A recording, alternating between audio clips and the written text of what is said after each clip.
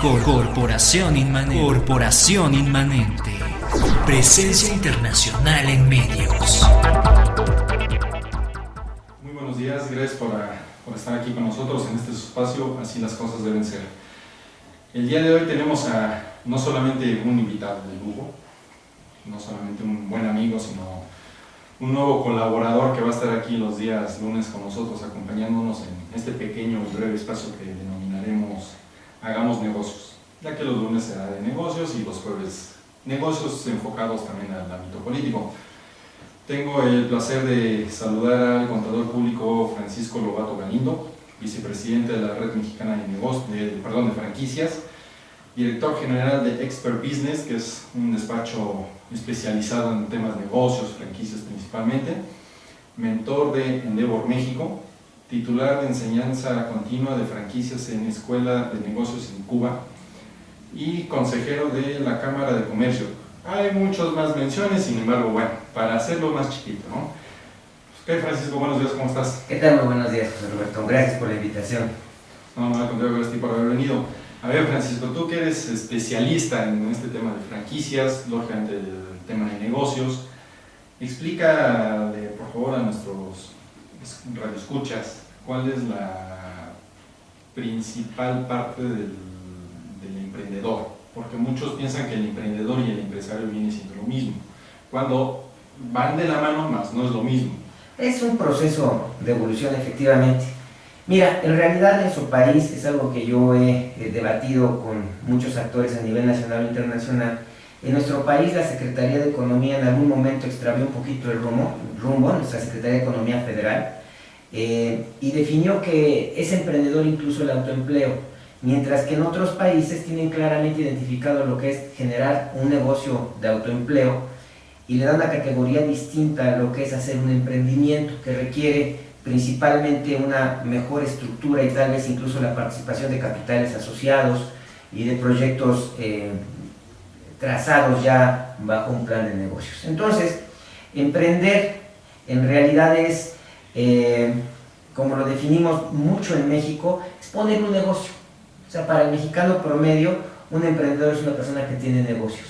Y una persona que es empresaria es una persona que lo que tiene es capital. Y si tuviéramos que definir, es mejor tener capital que negocios, porque cuando tú tienes capital, generas flujos de dinero constantes e incrementales, y cuando tú generas un negocio, pudieras no tener la suerte de hacerlo crecer. Y eso define precisamente la diferencia entre los autoempleos o los micronegocios y las grandes empresas o las medianas empresas, que hoy por hoy son muy pocas en nuestro país porque carecemos de infraestructura para grandes empresas. Y entonces los empresarios tenemos que sustituir ese déficit de grandes empresas en México para generar la riqueza, la economía y los empleos que este país necesita. Te doy unos datos estadísticos. En nuestro país el 98% son MIPYMES, o sea, micros y pequeñas empresas. Solo el 2% de las empresas de nuestro país son grandes empresas.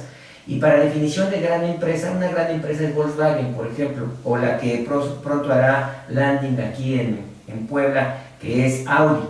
Son empresas que generan miles de empleos con inversiones de decenas de miles de millones de dólares y que evidentemente están con un requerimiento de infraestructura muy diferente a lo que requieren las pequeñas y las medianas empresas, ¿no? Entonces, el reto aquí es que los microempresarios, los pequeños empresarios, tenemos realmente el motor de la economía. Por darte un dato, tenemos prácticamente 7,5 de cada 10 empleos que se generan en nuestro país, los generamos las MIPYMES. Entonces, sin ser un gran actor económico, sí somos un gran generador de empleos. Y el reto es, por ejemplo, para nuestras autoridades, para nuestro gobierno, es cómo encadenamos a esas MIPYMES a las grandes empresas, o mejor aún, cómo podemos hacer que las microempresas se conviertan en pequeñas empresas. ¿Cómo podemos escalonar a las pequeñas empresas para que se vuelvan medianas empresas? ¿Y qué tenemos que hacer para que las medianas empresas sean grandes empresas? Y ahí está precisamente el reto. No es, por cierto, y quiero aclararlo, no solo es una responsabilidad del gobierno. Hay que entender algo que es fundamental. en los países más desarrollados del mundo, en las 10 economías más desarrolladas del mundo, quienes generamos la riqueza somos los empresarios, somos los emprendedores. Y los gobiernos están única y exclusivamente para brindarnos las condiciones que nos faciliten los emprendimientos. Y eso hasta cierta teoría, porque realmente aquí en México como que el apoyo del gobierno al emprendedor es complicada, ¿no? No es fácil que apoye a grandes empresas, como viene siendo ahorita todas las facilidades que le dio el gobierno del estado a Audi, te condonó ciertos permisos, ciertos impuestos y demás, y en el tema de un emprendedor es que te amarran, y es de si no me pagas te cierro, te empiezo a cobrar multas, y eso implica lógicamente a engrosar tu gasto, ¿no? Sí, parecería que se privilegia a las empresas más poderosas, y sin embargo, si tú tuvieras que apoyar o poner vamos a pensar que incluso en tu propia familia, tuvieras recursos económicos para invertir, pero estos no son infinitos, y tienes que apoyar a uno de tus hijos. ¿A quién apoyarías? ¿Al que tiene menos talento para emprender o al que está más preparado? Invertirías en el que está más preparado y buscarías que fuera responsable y socialmente comprometido para ayudar a impulsar a los que están menos favorecidos. Eso es justo lo que se busca cuando un gobierno impulsa a las empresas mejor logradas.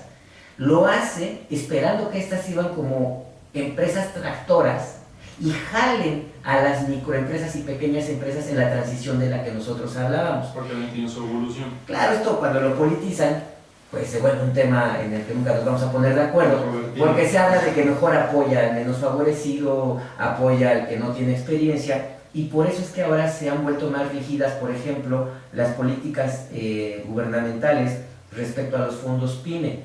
Sucedió en otros años, sucedió en otros sexenios, que la gente quería recursos del fondo PYME, pero los quería gratis, porque es muy fácil emprender con dinero que no es tuyo y que sabes que no tienes que pagar. Y entonces se volvían capitales que nunca regresaban. Se inyectaba dinero a personas sin responsabilidad, sin experiencia, sin compromiso, incluso hubo hasta desvíos y simulaciones de negocios para desviar recursos, y evidentemente no se causó ningún impacto real en la economía. Lo que hoy ha sucedido con esta nueva administración y desde la creación del INADEM, con Enrique Jacob dirigiéndolo, es que sí exista financiamiento, pero se le preste a aquellos emprendedores que estén dispuestos a hacer todo el proceso de profesionalización de ellos mismos como emprendedores y de sus propios proyectos, para que la oportunidad de que esos emprendimientos generen un impacto económico sí suceda. Y realmente tendríamos que estar de acuerdo. No podemos estar pensando en una sociedad que siga buscando el paternalismo del gobierno y que se subsidien las ineficiencias, porque hay que recordar que cada peso que se le da a un emprendedor a través del fondo PYME es un peso que pagamos los mexicanos en impuestos. Entonces no es dinero para regalar y tampoco es dinero gratis. Regresando a esta paradoja que comentábamos, o esta parábola que comentábamos de por qué los gobiernos privilegian o apoyan a los grandes emprendimientos, lo hacen precisamente buscando un gran impacto económico en el estado, en el municipio o incluso en la región. Sin embargo, tenemos que confiar que estas empresas sean socialmente responsables. El emprendimiento ya no puede ser un emprendimiento depredador. Ya no podemos seguir siendo esa cultura de mexicanos que de verdad me da escalofrío escucharlos cuando dicen frases como que no tranza, no avanza, o tonterías como, por ejemplo, si un negocio es buen negocio, da hasta para que te roben. Son cosas de las que ya no podemos partir. Eso es un pensamiento de tercermundistas. Sí, retrógrado. Es un pensamiento retrógrado. En realidad también tenemos que evolucionar como sociedad. Y si vamos a emprender, tenemos que hacerlo con responsabilidad. No podemos emprender depredando el medio ambiente o la ecología, o lanzando químicos de desecho a los ríos, o generando toneladas de basura. No podemos emprender explotando a los trabajadores, pagándoles salarios raquíticos, teniendo empresas muy pobres, que no tienen capacidad de reinvertir en su propio desarrollo. Ya los empresarios no pueden ser así. Por eso es que la sociedad muchas veces estigmatiza al emprendedor y dice, cuando tú tienes éxito, seguramente lo has logrado, o la riqueza que tienes, a través de ser egoísta, a través de ser explotador, a través de ser depredador del ambiente. Y tenemos que reconocer que los hubo y que todavía los hay empresarios así, pero afortunadamente son los menos. Lo que se espera es que todas estas inversiones que se están haciendo en emprendimientos sean mejor estructurados, tengan menos riesgo, es decir, que tengamos mayor posibilidad de que estas empresas regresen el recurso que les fue facilitado a través de los distintos fondos que da el gobierno, de tal manera que también estos emprendimientos sean socialmente responsables y generen un fenómeno que se llama riqueza compartida. Un país es tan rico como prósperos sean sus habitantes. Entonces, tenemos, en México es un país de contrastes, tenemos un problema social muy grave y muy doloroso. La mitad de los mexicanos viven en pobreza, y de esos, la mitad en pobreza extrema, es decir, son paupérrimos, son pobres entre los pobres. Y por otro lado, en contraste, tenemos gente en México que están entre los más ricos del mundo. Entonces, somos una sociedad polarizada. ¿Y qué es lo que tenemos que buscar esta nueva generación de emprendedores? Tenemos que buscar que haya más ricos en México, para que esa riqueza sea más compartida y no esté concentrada en unas pocas familias. Algunos han contabilizado que son 25 o 21 familias que concentran la mayor parte de la riqueza en México, tema muy debatible, pero sin embargo sí es real. A México le va a ir bien en la medida que tengamos cientos de miles de emprendedores ricos que generen responsabilidad social empresarial y que generen a través de sus colaboradores riqueza compartida. Es decir, empresas que contraten de acuerdo al marco legal, empresas que brinden prestaciones a sus trabajadores, empresas que tengan un plan de carrera para sus colaboradores, empresas que tengan planes de expansión y crecimiento, porque si no llegamos a otro problema, que tenemos muchas empresas, pero yo les digo un poco en broma, empresas bonsai, porque tienen todos los elementos para crecer, pero no pasan de una maceta. Y es simple y sencillamente porque son empresas que no tienen la capacidad de crecer o de multiplicarse. Y entonces no se vuelven empresas generadoras de riqueza. Se vuelven empresas de autoempleo que resuelven la economía momentáneamente de un pequeño núcleo familiar, pero no generan esa derrama que necesitamos en México. Somos un país de contrastes también, decía yo, y lo podemos ver en muchos casos de emprendedores mexicanos que han encontrado éxito no solo en México, sino en el extranjero. A mí me da mucho gusto cada vez que voy a alguna misión comercial internacional, sobre todo en países latinoamericanos o centroamericanos, que a México lo ven como un gigante. Yo te puedo platicar que hemos estado en misiones comerciales, por ejemplo en Perú, donde su economía es básicamente primaria, no existe prácticamente el sector terciario, y entonces abren sus fronteras para que entren empresas de otros países, y a las empresas mexicanas las privilegian mucho los propios peruanos y nos dan una muy buena bienvenida, pero también tenemos una gran responsabilidad. No podemos hacer lo que a México le hicieron las transnacionales en los años 70, ¿no? O en los años 80. Así es, perdón que te interrumpa, nos mandan aquí a un corte comercial, ya lo anunciamos desde hace rato, pero está interesante el tema hablar de esto, ¿no? En un momento regresamos. Corporación Inmanente. Presencia internacional en medios.